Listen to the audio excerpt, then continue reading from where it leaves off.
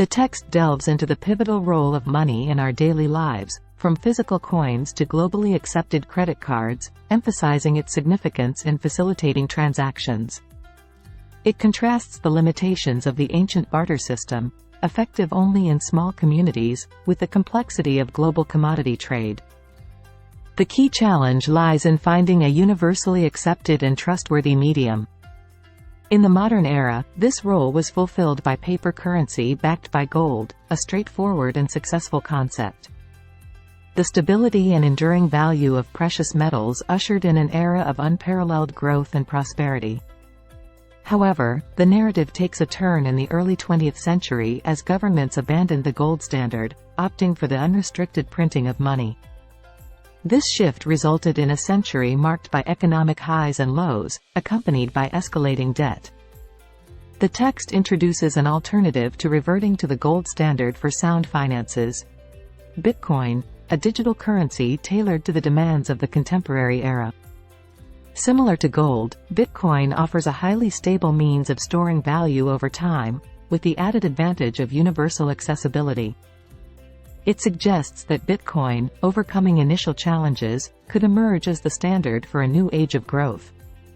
In the subsequent sections, the text promises to explore the impact of new technologies on ancient forms of currency, the historical trend of governments devaluing currencies for war funding, and the reasons why Bitcoin is well suited to become a new standard.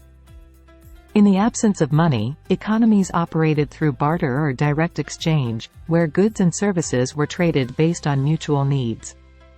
However, the limitation arose when there was a mismatch in desired items.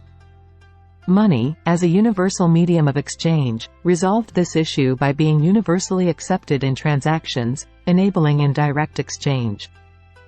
Early forms of money differed significantly from contemporary currency. An example is the rye stones used by the inhabitants of Yap Island in the Federated States of Micronesia until the 19th century. These stones varied in size, with the largest weighing an impressive 4 tons. Transactions involving rye stones were public events, and ownership or part ownership of a stone was exchanged for goods and services. The stone's visibility and divisibility made them practical for various transactions, from small items to more substantial purchases. Despite the initial success of rye stones, they eventually fell out of use. The key issue was their loss of value over time, or salability.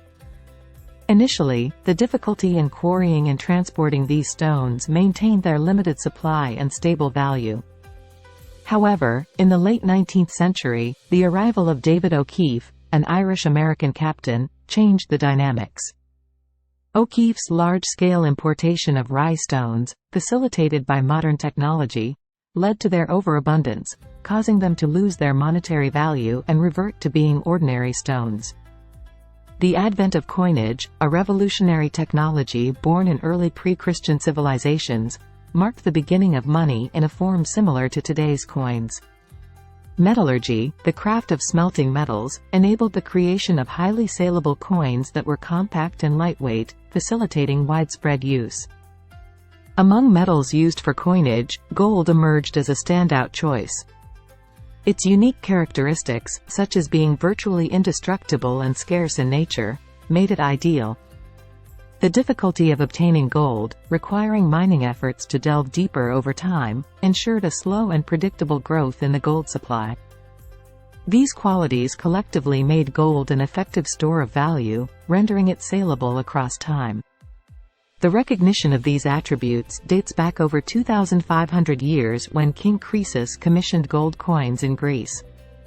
While gold has a long-standing history, its significant association with money developed during the 18th, 19th, and 20th centuries, commonly referred to as the Age of Sound Money.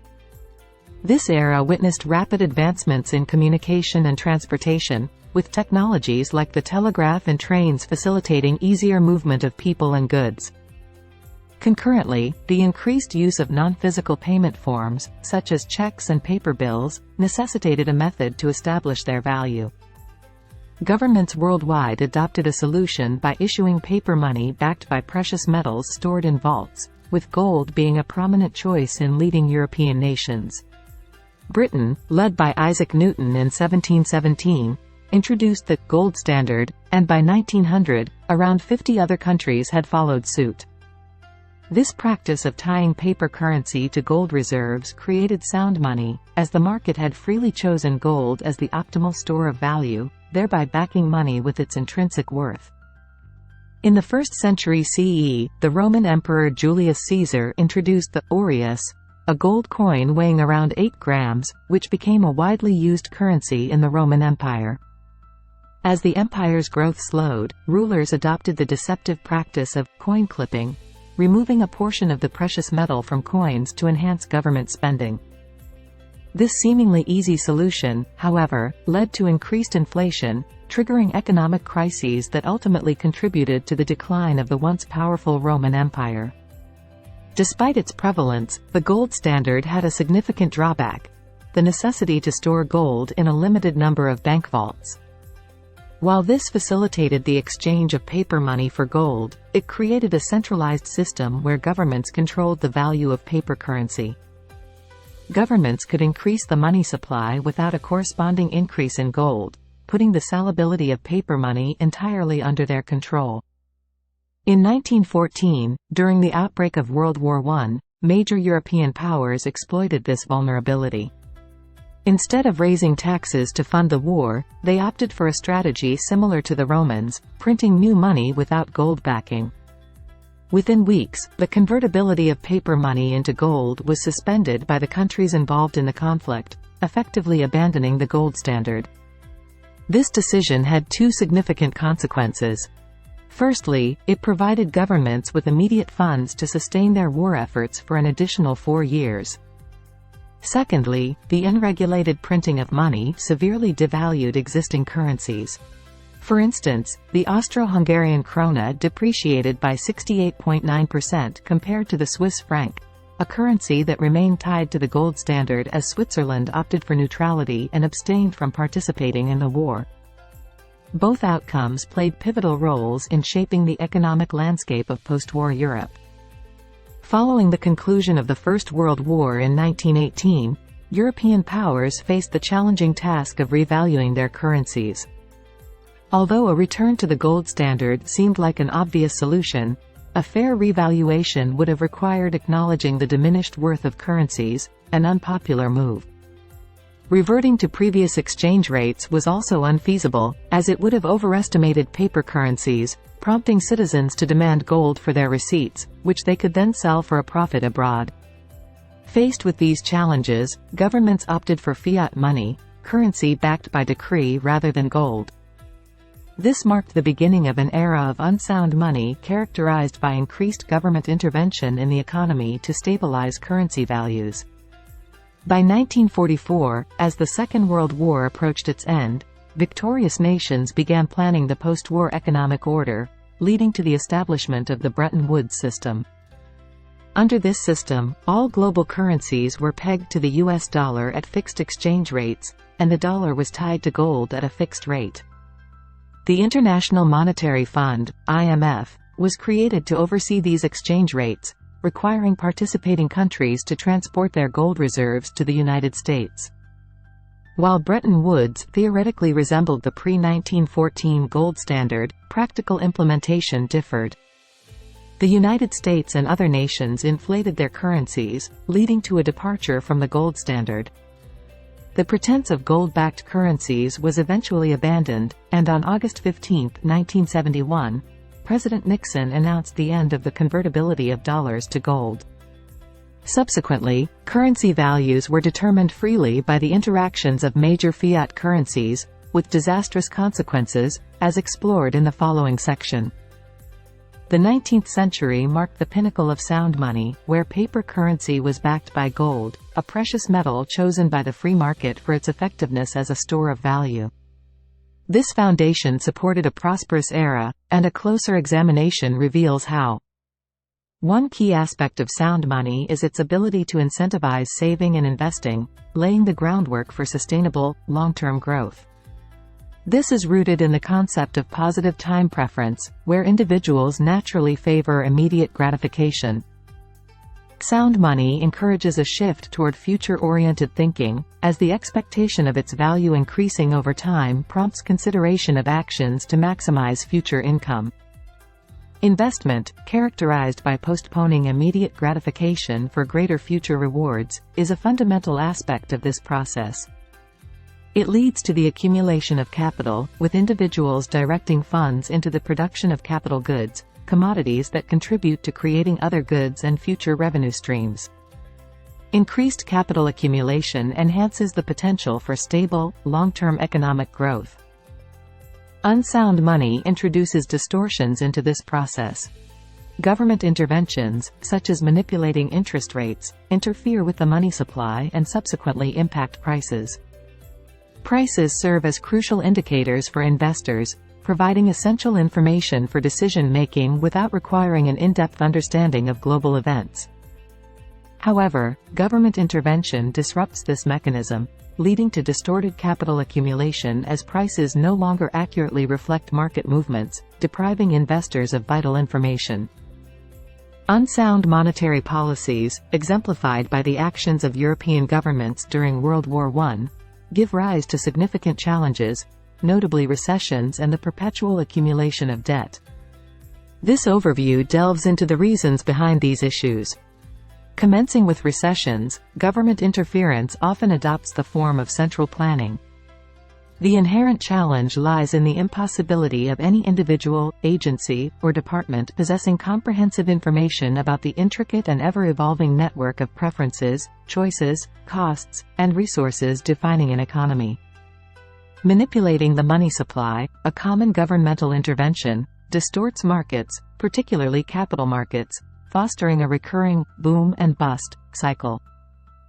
During the upswing, artificially inflated money misguides investors into believing they can acquire more capital than their actual financial capacity permits. This apparent boom transforms into a bubble, and when it bursts, the economy enters a recessionary phase. Turning to the matter of debt, an exploration of the Great Depression in the 1930s provides insights. Governments increasingly embraced policies advocated by economist John Maynard Keynes and his followers, the Keynesians, during this period. According to their perspective, recessions result from insufficient total spending in an economy, and the recommended response involves boosting spending. To achieve this, options include lowering taxes, but the impact on increased spending is usually limited. Consequently, governments often opt to inject cash directly into the economy, as raising taxes during a recession proves challenging. This influx of money alters spending behaviors, influencing people to prioritize present concerns over saving. Consequently, a culture of imprudent and opportunistic investment emerges, leading individuals into substantial debt. The overall consequence is a perpetual cycle of crises. Government intervention triggers recessions, and the Keynesian approach exacerbates the situation. However, an alternative solution involves reverting to sound money and potentially establishing a new gold standard, with emerging technologies like Bitcoin offering potential avenues for achieving this transition. Your likes, comments, sharing, and subscriptions are a potent force propelling me to connect with thousands, if not millions, to share my message of self-development that has shaped my journey. Your support motivates me to consistently deliver high-quality book reviews. Now, let's seamlessly return to the review and continue this enriching journey together. Bitcoin distinguishes itself through its unique characteristic of scarcity, presenting a potential solution for governments seeking to rectify decades of extravagant spending and debt accumulation. Examining the role of the world's first digital currency in steering economies toward recovery, stability, and growth reveals its parallels with the gold standard. Similar to gold, Bitcoin's appeal lies in its scarcity and predictability, attributes that diminish the risk of significant increases in supply that could deflate its value. Bitcoin's scarcity is explicit. There will never be more than 21 million individual Bitcoins in circulation, with no additional issuance beyond this cap. The manner in which Bitcoins are generated contributes to stability through a consistently diminishing growth rate in the currency's supply. Bitcoin mining involves computers across the network collaboratively solving intricate algorithmic problems, with the successful miners receiving bitcoins as rewards. To prevent frenzied rushes for bitcoins, Satoshi Nakamoto, Bitcoin's creator, implemented a safeguard: the number of bitcoins issued halves every 4 years.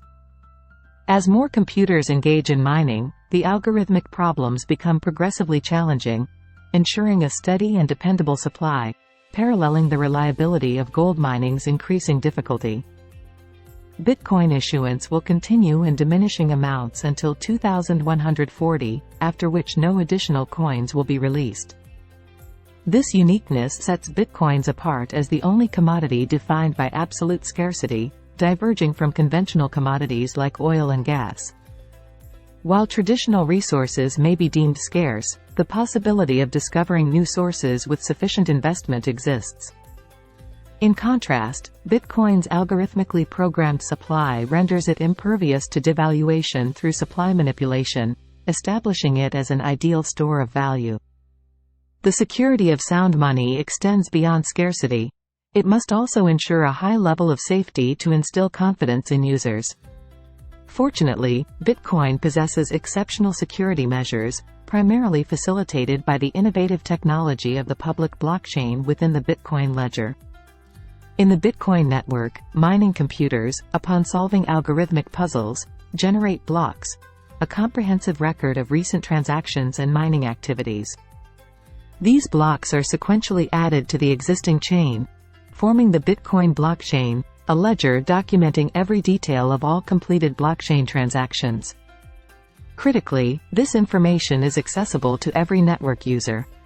The legitimacy of Bitcoin ownership relies on blockchain registration, requiring majority approval from network users. This self-sustaining nature eliminates the need for a central authority to oversee transactions, enhancing security.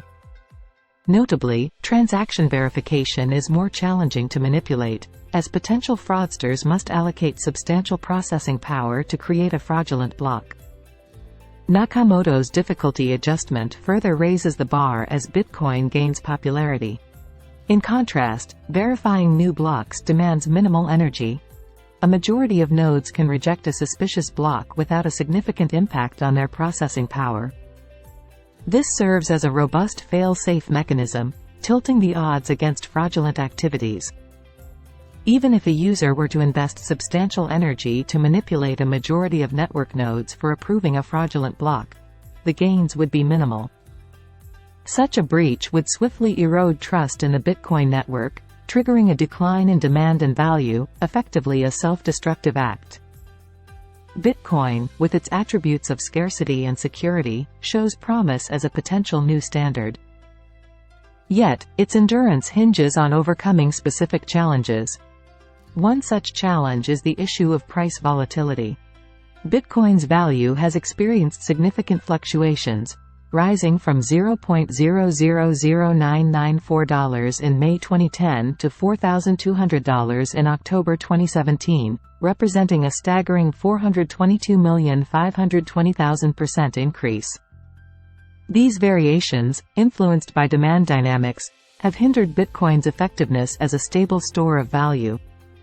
The author suggests that as the market matures, these fluctuations may stabilize. The second hurdle involves Bitcoin's need for growth to become a new standard, a growth that could lead to reliance on large, centralized institutions. This contradicts Bitcoin's fundamental design, aiming to provide a decentralized exchange system independent of government-approved intermediaries. Currently, Bitcoin faces transaction limitations, with a daily cap of 500,000 transactions. Increasing this limit would still result in a daily cap, and with more transactions, additional nodes would be required, raising transaction fees and processing power demands. This situation might prompt consideration of moving Bitcoin trade off the blockchain, involving currencies backed by Bitcoin and creating a new standard. However, this shift would necessitate the creation of centralized institutions to manage the system. While Bitcoin holds potential for establishing a modern sound money policy, its ability to avoid the challenges faced by the gold standard remains uncertain and can only be revealed over time. Throughout history, various forms of money have emerged, but the only system recognized as truly sound was money backed by gold, known as the gold standard. This system supported an era of prosperity and stability until the early 20th century, when European governments abandoned gold to finance war efforts. Subsequently, the world experienced a period marked by escalating debt and cyclical economic fluctuations. Bitcoin now emerges as a potential solution, sharing similarities with gold as an effective unit of exchange. However, for Bitcoin to lead the way into a new era of sound money, it must address certain challenges and uncertainties. In my life's journey, my mission is to impart profound value to my fellow human beings, and I take great pride in this purpose. Each day, I aim to cast a positive influence on someone's life as they begin their day. Luckily, your attention has brought us together on this platform, fueled by your keen desire for knowledge and wisdom. To expand our influence to thousands, if not millions, of knowledge enthusiasts like yourself, I sincerely seek your assistance. A simple gesture of liking, sharing, commenting, and subscribing to the channel can make a substantial impact. In return, I wholeheartedly pledge to provide impactful book reviews promptly. Your support holds immense significance to me, and I truly appreciate it. Thank you for embarking on this captivating journey with me.